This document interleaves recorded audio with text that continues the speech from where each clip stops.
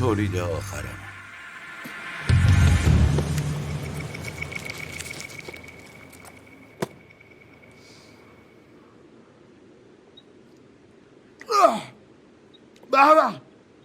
به این خیلی خوبه. از این بیشتر میخوام، خیلی بیشتر. هرچی پختی رو میخوام. راستش من دیگه پخت نمی کنم. ها؟ منظورت چیه؟ این عالیه، باش میتونیم کل بازار رو بتره کنیم. گفتم که من دیگه پخت نمی کنم.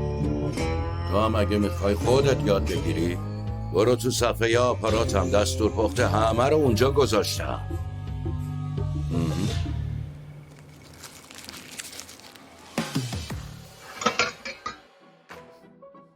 بله.